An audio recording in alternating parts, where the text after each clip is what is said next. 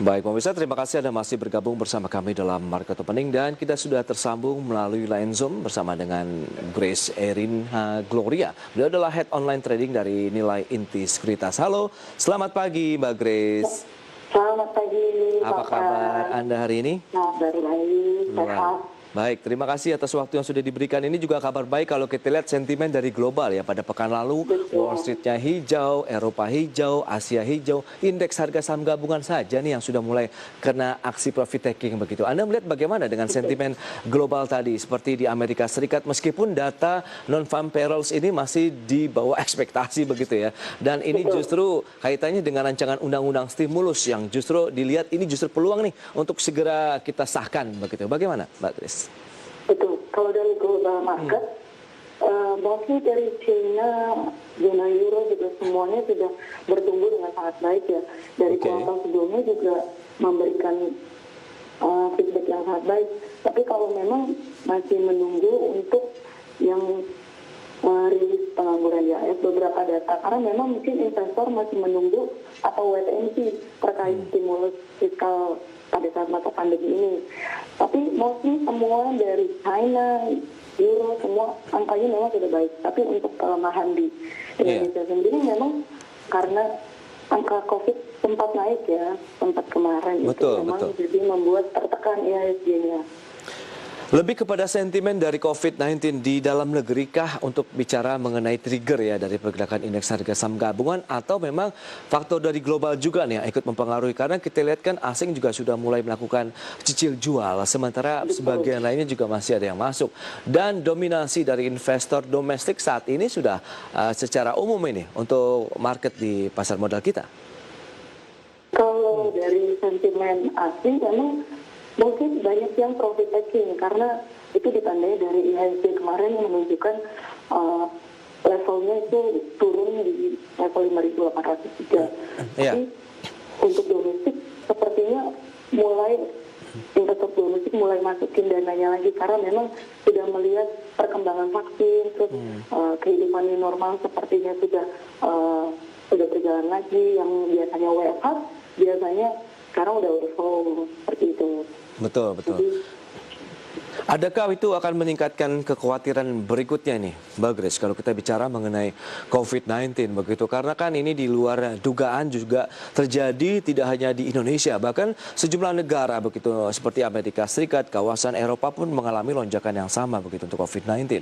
Bagaimana Anda melihat tekanannya terhadap market? Meskipun di sisi lain hari ini kita lihat vaksin sudah sampai di Indonesia begitu ya melalui pesawat Garuda Indonesia. Anda melihat bagaimana ini? Menjadi sentimen yang cukup kuat nanti untuk mendorong market begitu karena ada optimisme baru untuk COVID-19. Betul. Saya melihatnya memang ada optimisme baru ya ke depannya karena memang kalau melihat dari ekonomi dari negara-negara lain sepertinya sudah pulih. Melihat banyak yang sudah menjalankan aktivitas seperti biasa, konser sudah mulai diadakan kembali ataupun dan yang lainnya. Nah, yang dari Indonesia sendiri mungkin ekspektasinya adalah dari vaksin ini untuk memberikan harapan baru kepada masyarakat untuk bisa keadaan kembali normal. Jadi memang sebenarnya didorong oleh yang dari Indonesia sendiri. Gitu sih, Pak. Oke, itu dia. Tapi data-data dari non-farm payroll yang sudah dirilis di Amerika Serikat, akankah itu justru menjadi penekan berikutnya? Atau lebih akhirnya semuanya bergantung ini untuk rancangan undang-undang paket stimulus di Amerika Serikat? Karena Eropa pun tadi kita sudah sampaikan sentimennya sama. Mereka menantikan bahwa akan segera ditandatangani begitu, disetujui oleh Kongres. Ya, memang untuk stimulus ini memang membuat pergerakan dari investor sendiri untuk buat NC. Jadi sebenarnya mereka lihat, wah nanti kalau misalnya ditandatangani atau bagaimana, itu kan melihat pergerakan market. Tapi memang akan ada penekanan, pasti akan ada penekanan di market Indonesia. Tapi memang ke depannya kita lihat dari intern kita sendiri, kesiapan dari kita untuk ke depannya normal kehidupan balik lagi seperti biasa itu akan mempengaruhi juga bisa walaupun ada penekanan dari luar. Sepertinya tidak akan seperti awal pandemi menurut saya sih untuk penurunannya. Oke. Berarti memang tekanan masih akan terus mempengaruhi kaitannya dengan COVID-19 ya, meskipun tadi ada sentimen positif dari rancangan undang-undang stimulus di Amerika Serikat, meskipun itu pun masih membutuhkan beberapa waktu lagi ya, karena kan cukup alot nampaknya begitu perundingan di Kongres sendiri. Baik, untuk dalam negeri sendiri bagaimana Anda melihat, akankah pembalikan arah kemungkinan akan terjadi pada saat opening market?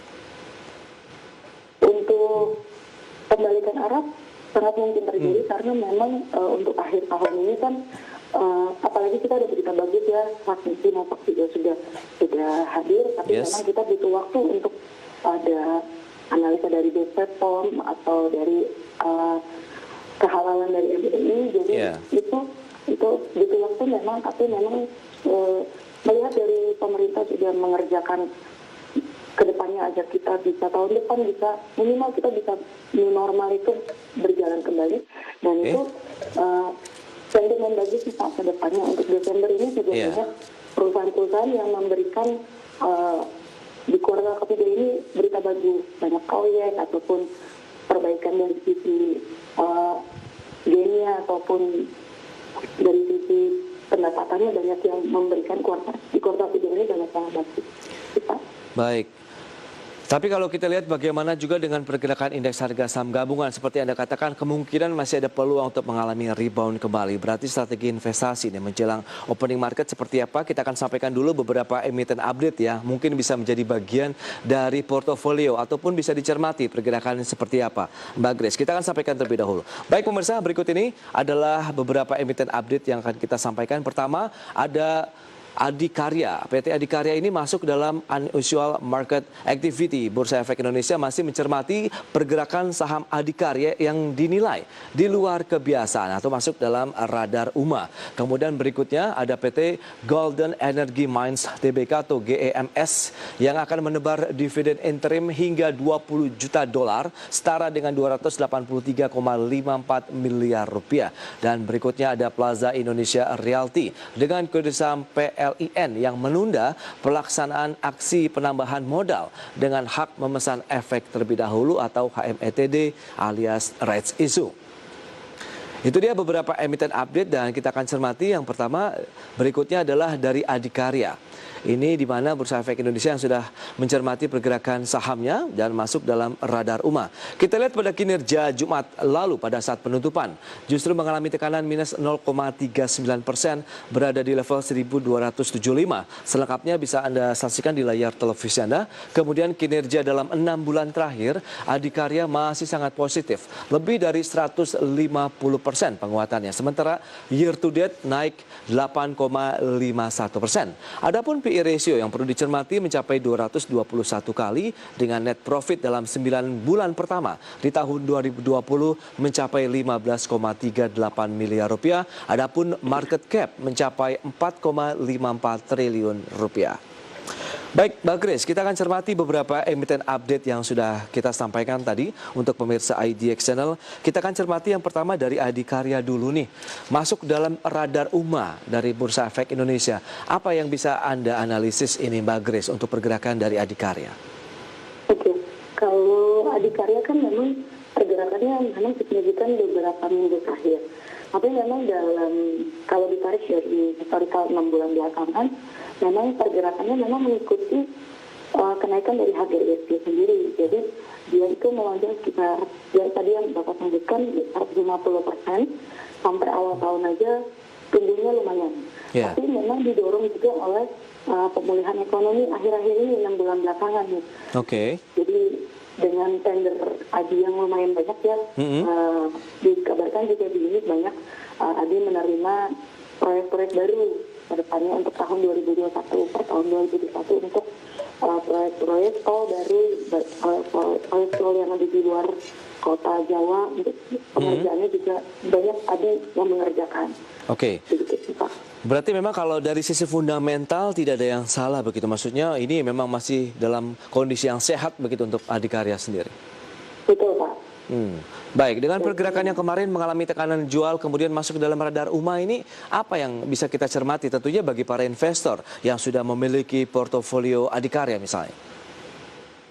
Ya, untuk yang kemarin itu kan sempat sempat pergerakannya cukup signifikan ya. Iya.